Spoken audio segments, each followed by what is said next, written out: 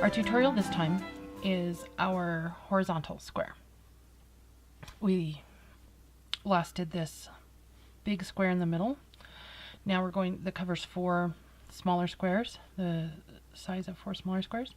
Now we're going to do one that covers just 2 squares, and we're going to go in a horizontal direction. So what we're going to do, I'll give you an overview of what's happening. We're going to pick up in that stitch right there, that marked stitch, weave in this end and come down. There are no ends to weave in across this, so we'll pick up our center stitch right here where this stitch marker is. This stitch marker will become our center stitch and go up, and then I'll pick up 16 stitches between these 2 stitch markers and 16 stitches between these 2 stitch markers, 16 including this one right here. And then this stitch marker will just carry up the line, as it'll just go on the line. We start with our gray, leaving the tail down, with our first stitch being this corner stitch marked by the stitch marker.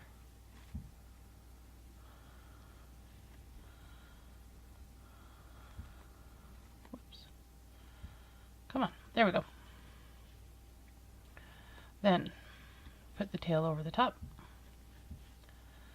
Standard stuff we're all starting to get quite a bit more practice at as we've done this little sample.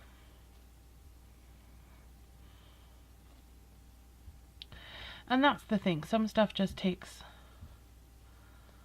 a little time and practice, and it's awkward at first, and sometimes even awkward when you're practice. So especially awkward at first. Just keeping track of the tails, checking them every stitch in the beginning, making sure I haven't pulled up my gray too short. Double checking that while I have just 3 stitches on the needle. Pull that a little longer. Alright, and continuing to work this tail in. Continuing to work this tail in, I'll go all the way to this middle stitch and check in with you again when I'm picking up that center stitch there. Alright, so we're at 16 stitches. Now, like I said, I always kind of, I'm going to take this off so we can see a little better.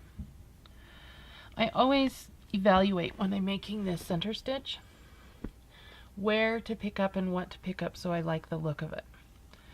So the idea is I want to continue this center line. So I'll probably pick up right here. I'll pick up this and here so that it's not so, but I also really don't like gappy pickups. So I'm kind of funny in my tolerance levels for gaps in picked up stitches, and that's about as far as I want to get as far as being able to see the picked up stitch. Alright, I'm going to put the stitch marker around this neck right here.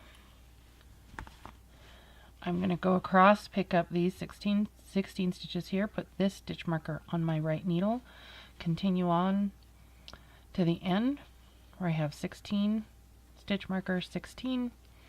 I'll leave this stitch marker in this stitch and then but work it.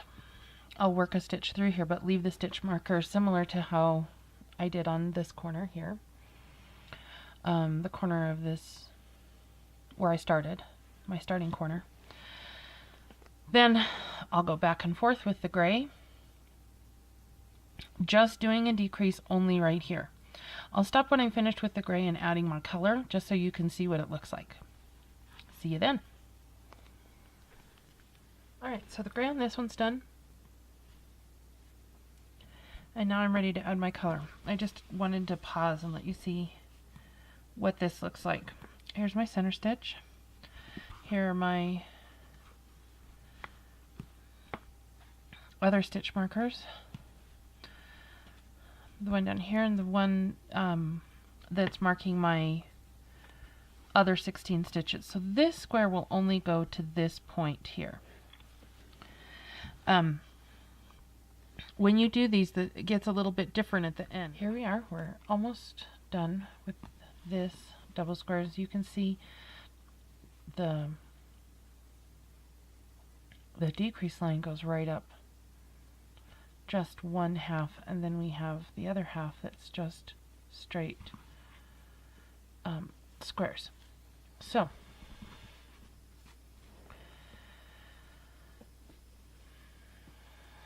now we will do this very last decrease, slipping 2 as if to knit 2 together,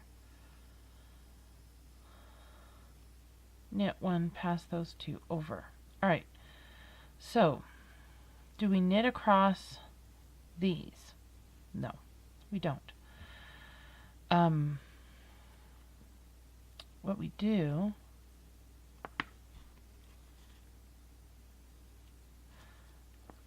So do we knit across these? I don't. I take this. I'll explain why in a second, well, after I catch these stitches. So I'm going to take this stitch marker and run it through my single stitch. Then I'm going to take a stitch holder. I'm going to take off the stitch marker and slip all of these stitches to the stitch holder.